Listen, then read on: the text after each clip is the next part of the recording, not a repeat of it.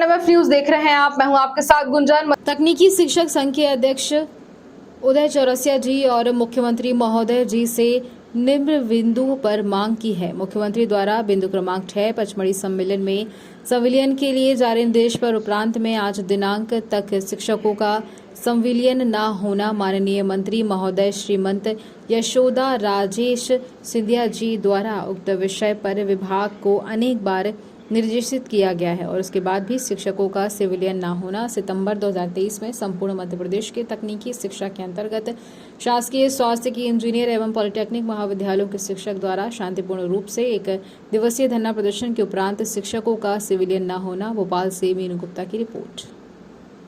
प्रदेश आपको विदित होगी, प्रदेश का सबसे बड़ा तकनीकी शिक्षा संघ है, जिसमें मध्य प्रदेश के स्वशासी शासकीय इंजीनियरिंग कॉलेज, महाविद्यालय, इंजीनियरिंग महाविद्यालय, पॉलिटेक्निक महाविद्यालय एवं राजीव गांधी प्रदेश के एकमात्र विश्वविद्यालय तकनीकी शिक्षा की राजीव गांधी पॉलिटेक्निक महाविद्यालय का विश्वविद्यालय का एक संघ है। आज हम यहाँ पर शाहजहानी पार्क में हमारी एक सूत्रीय मांग 2004 नियमावली के शिक्षकों को शासन में संविलियन किया जाए, इसके लिए हम यहाँ धरने पे बैठे हैं।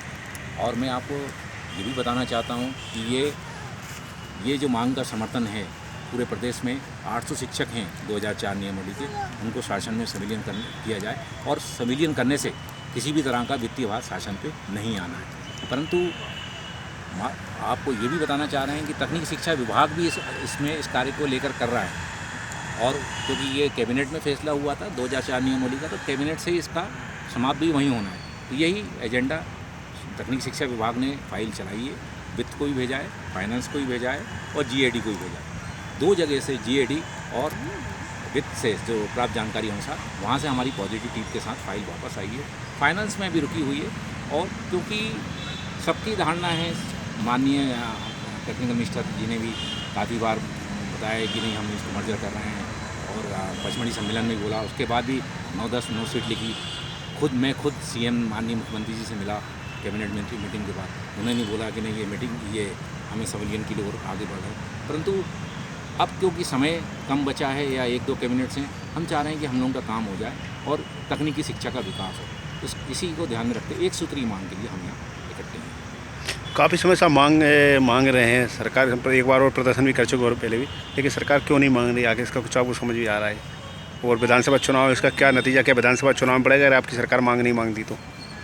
देखिए, ये हम लोग तो शिक्षक लोग हैं और न्याय उचित मांग के लिए हम लोग इकट्ठे हुए हैं, या हम पिछले तकनीकी शिक्षक संघ विगत 2 वर्ष से इसके लिए प्रयास कर रहा है। जब नई सुनवाई हुई तो हमने अभियंत्रिक दिवस पे भी हमने पूरे प्रदेश में इंजीनियरिंग महाविद्यालय और पॉलिटेक्निक महाविद्यालय और विश्वविद्यालय के शिक्षकों ने सामूहिक अवकाश लेकर किया। लेकिन इसमें हमें भी ये समझ में नहीं आ रहा है ऐसा क्या है कि इसमें कोई वित्तीय भार भी शासन को नहीं आना है। ये शासन ही इनको सैलरी दे रही है, हम लोगों को दे रही है, रिक्रूटमेंट भी शासन कर रही है। और सबसे बड़ी बात है कि केवल तकनीकी शिक्षा विभाग में ही ऐसा रखा गया है, 2 तरह के कैडर रखे हैं। वहीं आप क्या विधानसभा चुनाव में इसका असर देखने मिलेगा कि आप 800 से शिक्षक इसके विरोध में जाएंगे क्या आप चुनाव मतदान में?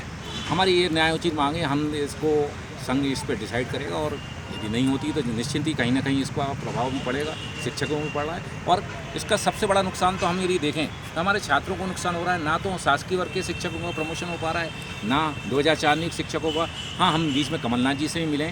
मुझे याद है कि हम तकनीकी शिक्षक संघ ने लास्ट जब भोपाल में 250 लोग करीब थे, तो हम लोग कमलनाथ जी से मिले।